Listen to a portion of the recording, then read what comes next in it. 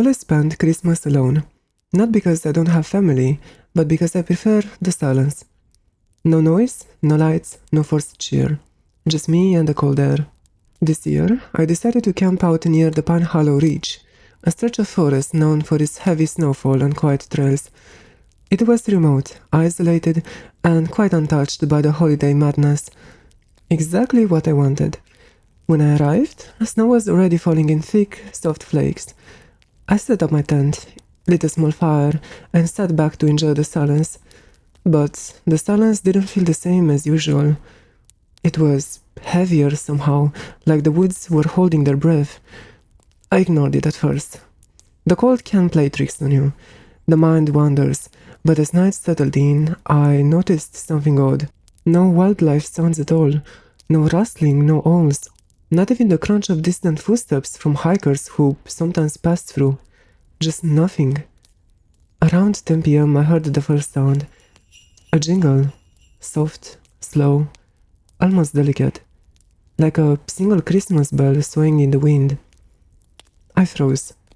I didn't bring anything with bells. And there was no wind.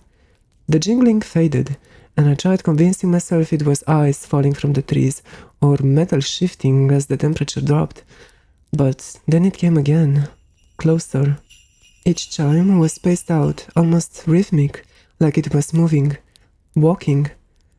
I turned off my lantern and sat in the dark, holding my breath. The sound drifted through the trees, growing louder, then quieter, then loud again, as if something was circling the clearing. I whispered to myself that it had to be another camper, someone with decorations on their pack, I don't even know. But who hikes through a snowstorm at night? And why would they walk in circles around my campsite? Minutes passed, the bell stopped. I slowly breathed out, relieved, until I heard a crunch of footsteps in the snow. Heavy footsteps. Too heavy for a person. They stopped right outside my tent. I didn't move anymore. I didn't even blink. Something stood there, breathing. Slow, deep breaths that sounded like cold air dragging through a hollow throat. Then, right beside my head, I heard a whisper. Cold night, isn't it? The voice didn't sound human.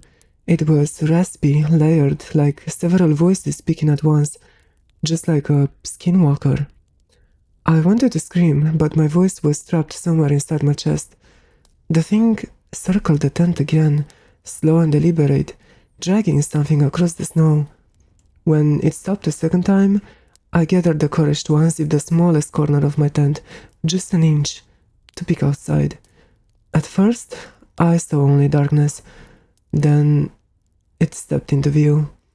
Tall, thin, wrongly shaped, its limbs were too long, bending slightly backward like a deer's.